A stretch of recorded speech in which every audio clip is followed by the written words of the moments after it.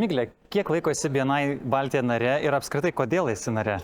Esu jau virš metų, įstojau praeitais metais vasario mėnesį, įstojau ieškodama, tiesiog noras praplėsti savo socialinį akiratį, todėl kad pagavau save tokioje situacijoje, kad, aš pažįstu iš savo darbo srities žmonės, tai vadinasi gamybininkai, baldininkai, užpirkėjai, architektai, dizaineriai, viskas. Ir ties tuo viskas baigėsi. Man tiesiog kilo klausimas, bet juk yra žymiai daugiau žmonių ir kur man juos surasti, nes, studentiški vakarėliai, kada tu tiesiog ateini ir susipažįsti su labai daug žmonių, jie jau praėjo.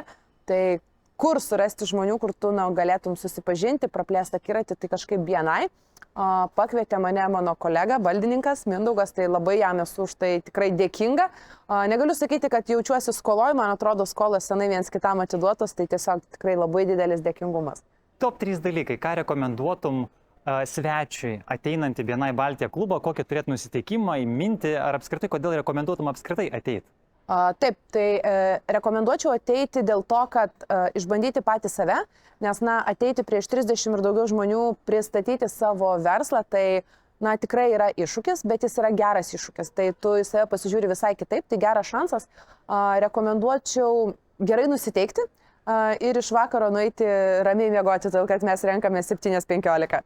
Kaip jautėsi, kai tave nominavo prezidentė ir ves klubą į priekį ir dar netgi 2 metais? Kodėl sutikai? Aš įstojau vasario mėnesį, o jau tų pačių metų rudeniui išrinkot mane prezidentę, tai iš tikrųjų aš įsigandau ir kaip dabar atsimenu, Jūriui skambinu ir klausiu, Jūriu, ką man daryti, mūsų direktoriui. Jūrius sako, kaip tai ką daryti, imti šitą rolę ir joje būti. Tai man tai buvo iššūkis, nes aš kaip ir minėjau, aš prieš ateidama čia 30 sekundžių prie žmonės prisistatinėti, tai keliai dreba, gerklė sausa. Ir tiesiog supratau, kad reikia mokytis viešai kalbėti ir kai tu gauni galimybę turėti viešo kalbėjimo pamokas kas savaitę, tai yra fantastinė patirtis. Tai turbūt dėl galimybių, dėl pačios savęs išbandymo.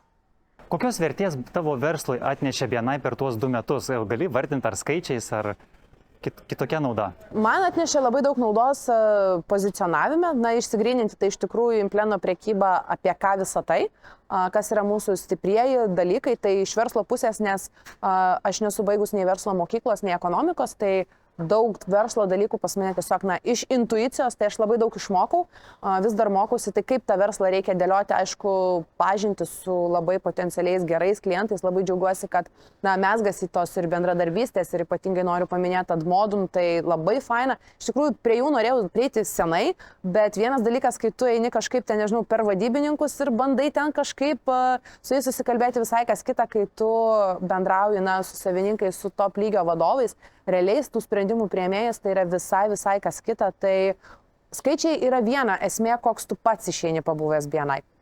Ačiū tau, givers gain. Ačiū ir taip, givers gain.